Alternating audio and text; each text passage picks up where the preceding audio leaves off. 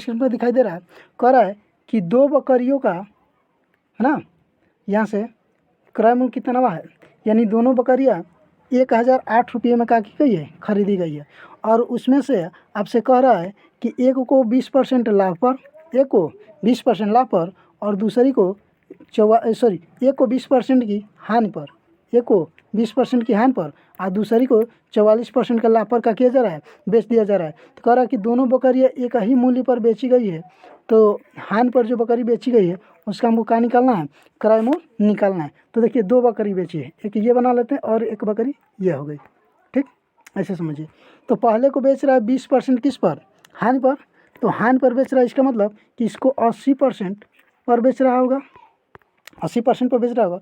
और दूसरे को कह रहा है कि 44% लाभ पर, यानी इसको 144% पर बेच रहा होगा। कितना पर, 144% पर। रेशियो निकाल लेते हैं, तो इसको कटा लेते हैं हम, 16 से कटा लेते हैं, तो 16 पचे 80, 16 पचे 80, और इसको कटा लेंगे तो 16 9 44, 5:9। अब ये बताइए कि ये दोनों बकरियाँ खरीदी कितनी में गई थी, 1008 में। तो 1008 को देखिए, ये थी लॉस वाली, ये थी आपकी ये लॉस वाली, है ना, ये लॉस वाली थी, और ये क्या थी, प्रॉफिट वाली। तो लॉस के लिए रेशियो कितना है, 5। तो 1000 को 5 और 9 में बांट देते हैं, तो हो जाएगा हमारा कि 1008 गुणे का 5, और नीचे 9 5 जोड़ देंगे तो कितना हो जाएगा, 14। कटा लीजिए यहाँ से, 14 7 98 और 14 दूनी का 28, यानी अब यहाँ से निकाल लेंगे कि 72 गुणे कितना हमारा 5, तो गुणा करा लीजिए, तो 5 दूनी का 10 5 7 35, 35 1 36, यानी कितना रहा है 360। इसलिए विकल्प हमारा कौन सा सही हो जाएगा, विकल्प नंबर 2, विकल्प नंबर 2। नेक्स्ट चलते हैं अगला क्वेश्चन। अगला क्वेश्चन आपको स्क्रीन पर दिखाई दे रहा है, कह रहा है कि एक व्यक्ति ने, देखिए, एक घोड़ा 15% के क्या कर रहा है कि एक घोड़ा 15% के लाभ पर बेचा, है ना। एक व्यक्ति ने घोड़ा 15% लाभ पर बेचा। कह रहा है कि यदि उसने इसे 25% कम मूल्य पर खरीदा होता और 600 रुपया कम में बेचा होता तो उससे 32% का क्या होता, लाभ होता। तो घोड़े का आपसे क्या पूछा है, क्रय मूल्य पूछा है। तो देखिए इधर बना लेते, ये हमारा हुआ CP और इधर का हुआ हमारा SP, यानी क्रय मूल्य और विक्रय मूल्य। तो आपसे कह रहा है कि 15% लाभ पर बेचे। अगर इसका क्रय मूल्य 100% था ना, तो बेचा किसको, इसको 15% लाभ पर, यानी 115 पर बेचा था, ठीक है।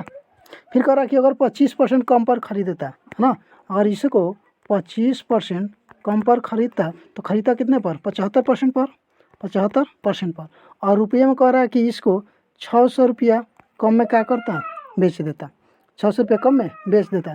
तो ये बताइए कि ये आपसे कह रहा है कि 75% और लाभ हो रहा है कितना का, 32% का। अर्थात हम 75 का निकाल लेंगे, ये हो जाएगा कि 75% प्लस 75 का 32%, 32%। तो 25 दिया 75, 25 चौका 100, और 4 से कटा लेंगे तो 8, और 3 का 24। 75 में हम 8 का कर लेते हैं, 24 सॉरी 75 में 24 कितना कर लेते हैं, ऐड। और जैसे ऐड करेंगे तो ये कितने के बराबर हो जाएगा, इस पे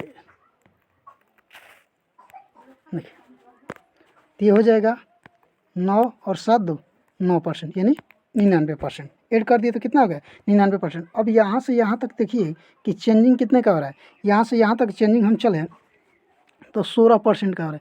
कितना का हो रहा है, 16% का। और यही 16% रुपया में कितने के बराबर है, 600 के बराबर। कितने के बराबर है, 600 के बराबर। अगर इधर हम कटा लेते हैं, अगर इसको 4 से हम कटा लें, है ना, 4 से इधर कटा लें, 4 से इधर, तो ये बचेगा 4%। और 4% से इधर देखिए, 4 एकम 4 2, 4 5 20, यानी 150। कितना आ जाएगा, 150। कितना हुआ, 150। यानी 4% हमको, देखिए ये हमको मिला कि 4% कितने के बराबर हुआ, 150 के बराबर हुआ। कितने के बराबर, 150। और इधर भी 25 से गुणा करा लेंगे, तो इधर भी 25 से गुणा करा तो 100 हो जाएगा। देखिए 15 5 75, 5 हाँ से 7, और 15 29 30 7 37, और ये 0 था, एक 0, यानी कितना रहा है, 3750। इस हिसाब से विकल्प हमारा कौन सा सही हो जाएगा, विकल्प नंबर A। कौन सा सही हो रहा है, विकल्प A। नेक्स्ट चलते हैं अगले क्वेश्चन की तरफ। अगला क्वेश्चन दिया है, है ना। ठीक है, ये भी उसी वेराइटी का है। इसमें बस आपसे पूछा कि लागत मूल्य इसमें भी पूछा है ना। तो उसी प्रकार का ये भी क्वेश्चन है। कमेंट करके उत्तर इसका बताइएगा कि इसका उत्तर कितना आएगा। नेक्स्ट चलते हैं अगला क्वेश्चन। देखिए, कह रहा है कि किसी वस्तु को उसके निर्धारित मूल्य पर बेचा जाए, है ना, बेचा जाता है, उसके निर्धारित मूल्य पर बेचा जाता है। उस मूल्य के 2/3 पर बेचने पर 10% की क्या होती है, हानि होती है। तो कह रहा है कि आरंभिक निर्धारित मूल्य पर बेचने से उसे कितने परसेंट का लाभ होगा। तो जिस हिसाब से दे दिया इधर, है ना, कितना दे दिया कि 2/3।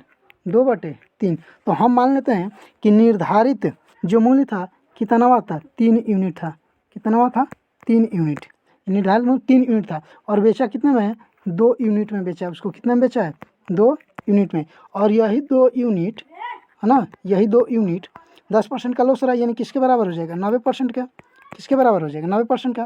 तो यहाँ से अगर हम 1 यूनिट का निकाल ले तो 1 यूनिट किसके बराबर हो जाएगा, 45%। तो आपसे कह रहा कि 3 यूनिट का निकालिए, तो 3 यूनिट का निकालेंगे तो कितना हो जाएगा, 135%। 135, तो ये 100 से कितना ज़्यादा है, 35%। तो उसका लाभ हो जाएगा कितना हुआ, 35%, यानी विकल्प नंबर सी। नेक्स्ट चलते हैं अगला क्वेश्चन। अगला क्वेश्चन कह रहा है कि 1 दर्जन बाल पेन बेचने पर एक दुकानदार को 4 बाल पेनों के विक्रय मूल्य के बराबर लाभ होता है। कितने के बराबर लाभ होता है, 4 बाल पेनों के विक्रय मूल्य के बराबर लाभ होता है। तो पूछा कि उसका लाभ प्रतिशत कितना होगा, ये बताइए, है ना। तो सपोज करिए कि अगर एक वस्तु को, एक बाल पेन को अगर 1 रुपये में बेचता, तो 1 दर्जन यानी 12 बाल पेन बेचा है, तो 12 रुपये में बेचा होगा। और उसको लाभ कितने का हो रहा है, 4 बाल पेन यानी अर्थात 4 रुपये का लाभ हुआ होगा। कितने रुपये का लाभ हुआ होगा, 4 रुपये का। तो उसका क्रम तब कितना हो जाएगा, 8 रुपया हो जाएगा। रेशियो इसका बना ले तो ये कितना आ जाएगा, 1/2। भिन्न में भी अगर चले तो 1/2। 1/2 का मतलब 50%। 1/2 का मतलब 50%। नेक्स्ट अगला क्वेश्चन कह रहा है कि एक कपड़ा विक्रेता 33 मीटर कपड़ा बेचकर 11 मीटर कपड़े के विक्रय मूल्य के बराबर लाभ प्राप्त करता है ना। यानी इसमें इसको लाभ कितने का हो रहा है, 11 रुपये का लाभ हो रहा है। कितने का लाभ हो रहा है, 11 रुपये का लाभ हो रहा है ना। और 33 मीटर कपड़ा बेचकर, यानी उसका ऐसे भी उसी को समझिए कि अगर 1 मीटर कपड़ा वो 1 रुपये का बेचता है तो टोटल बेचा है 33 मीटर और लाभ हुआ 11 मीटर, यानी 11 रुपये का लाभ होता है। और बेचा कितना है, 33 रुपये का। तो उस हिसाब से अगर उसका हम विक्रय मूल्य निकालते तो 22 रुपया हो जाएगा। इनका रेशियो ले लेंगे, यहाँ से भी भाग कटा दीजिए, ऐसे भी तो 1/2 आ जाएगा, है ना। 1/2 का मतलब कितना होता है, 50%। कितना होता है, 50%। इसलिए विकल्प कौन सा सही हो जाएगा, विकल्प नंबर 3। और आज का लास्ट क्वेश्चन कह रहा है कि एक घड़ी को 20% लाभ पर बेचा जाता है। 20% लाभ पर बेचा जाता है यदि घड़ी के क्रय मूल्य तथा विक्रय मूल्य में प्रत्येक में क्या किया जाए, 100 रुपये कम कर दिया जाए, है ना।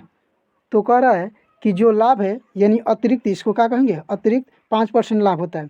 अतिरिक्त 5% लाभ हो जाता है। तो घड़ी का आरंभिक मूल्य आपको बताना है ना। तो देखिए, इधर हम रख लेते हैं CP और इधर रख लिए हम SP, ठीक। अब कह रहा है कि 20% लाभ पर बेच रहा है। कितना पर, 20% लाभ पर। अगर CP इसका 100 यूनिट ही मान लेते हैं, क्या मान लेते हैं, 100x मान लेते हैं। कितना मान लिया, 100x। तो इसको 20% लाभ पर बेच रहा है। 20% लाभ यानी 120x पर, या कटा भी लेते हैं ऐसे भी, चाहे तो 20% का मतलब ऐसे भी छोटा कर लेते हैं। 20% का मतलब 1/5, है ना, 1/5। तो ये मानकर चलिए कि ये अगर 5x में बेच रहा था, ये खरीदा होगा, तो इसका विक्रय मूल्य कितना हो जाएगा, 6x। कितना हो जाएगा, 6x। हम देखिए, तो यहाँ से चलेंगे तो अब कह रहा कि प्रत्येक में 100, इसमें भी 100 कम कर दिया जाए और इसमें भी 100 कम कर दिया जाए। तो कह रहा कि 5% और अधिक लाभ होता है। तो पहले लाभ हो रहा था कितना, 20%। आप कह रहा 5% एक्स्ट्रा, यानी कितना का लाभ हुआ, 25%। और 25% का मतलब कि 1/4। 1/4 यानी पहले लाभ 4 था, तो अब लाभ कितना है, 5 है। कितना है, 5। तो इसको थोड़ा सा हम समीकरण के रूप में बना लेते हैं।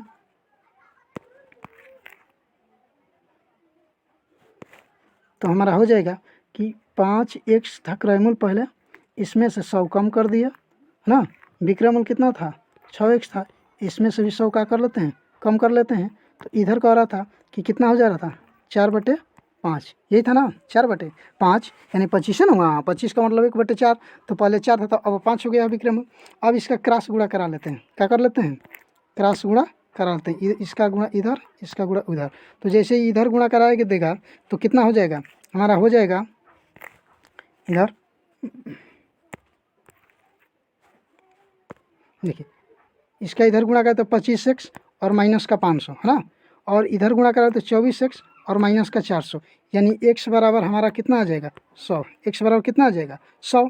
और ये जो CP था हमारा, ये कितना था 5x था, और SP था 6x। तो हमसे पूछा कि इसका क्रयमूल, तो x का मान 5 आया है, तो 5x का मान निकालेंगे तो कितना आ जाएगा 500। कितना आ जाएगा 500। तो इस हिसाब से विकल्प हमारा कौन सा सही हो जाएगा, विकल्प नंबर B। जय Hind, thank you all for watching.